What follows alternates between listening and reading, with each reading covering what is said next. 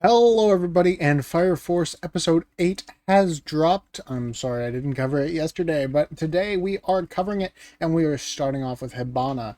She is getting traumatized, and so am I. This is like reminiscent of whenever Shou Tucker was around. This episode got dark, and we thankfully had some ending to lighten it up a little bit, because oh my gosh, this is definitely reminiscent of Shou Tucker, in my opinion. We started off figuring out that the old lady knows a whole lot about the link between Adola and our world, or their world. Uh, and something about 250 years ago is when Adola seemed to be linking to their Earth. So the Great Cataclysm had something to do with the beginning of the link between Adola and this planet.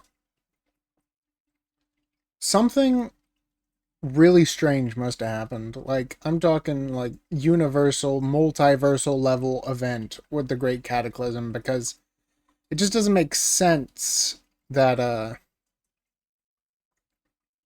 this would happen. Just all of a sudden human combustion exists and these worlds are united, and that's the Great Cataclysm. What is the Great Cataclysm? Is this anything to do with how this is technically the same world as Soul Eater? I'm not entirely sure. But we find out that old lady's not someone to be messed around with. She can vibrate so fast that she literally destroys anything that touches her. She can also use it to create earthquakes and bury people alive underground. So our friends here are in a very bad place. And turns out she's over 250 years old, and she was a pillar from another time period. So pillars aren't just what's happening right now. Pillars have existed throughout time. At least one other time, 250 years ago during the Great Cataclysm, there were multiple pillars, at least 7, because she calls herself the 7th pillar. So they also said something about there not being enough pillars, but maybe we have more than 7 pillars. Maybe I'm making a mistake here, but I thought there were only 7 or 8 pillars. Maybe there are 8 and I'm mistaken. I don't know. But it's very strange that there turned out not to be enough pillars. So now they're doing it again to cause a great cataclysm to bring this world closer to Adola. We also, this is the Shou Tucker scene, find out that the children of the orphanage are basically melded with their infernal selves, and they're not comfortable. They're suffering. They've been tormented this entire time.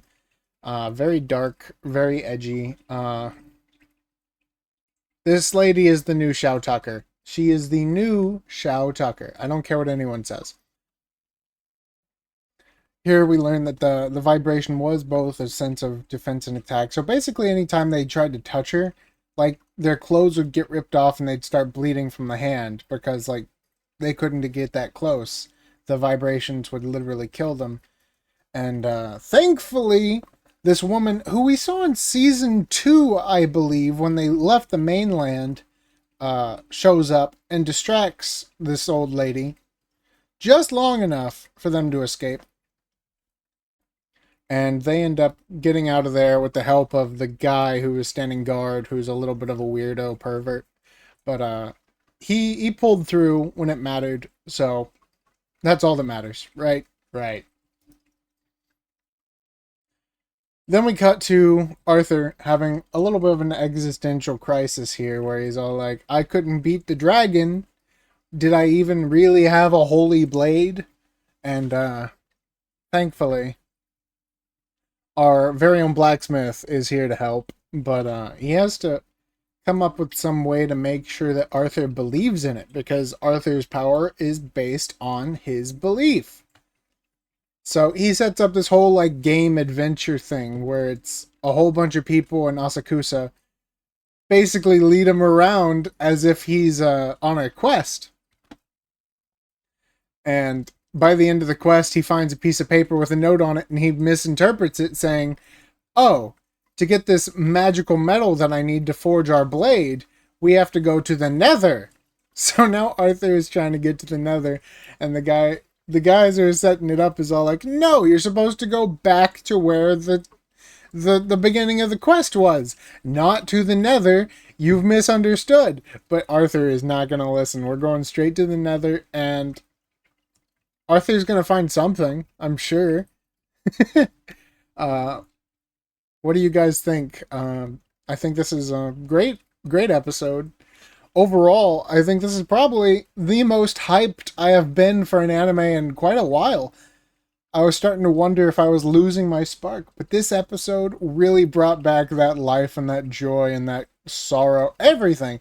It brought together all the emotions you need to get hyped about a show. So what do you guys think? Go ahead and leave your comments and thoughts in the comments. And like and subscribe if you do like this content. And I will see you guys in the next episode. Until then, have a blessed day. And while you're here, go ahead and check out this video to see what you might have missed.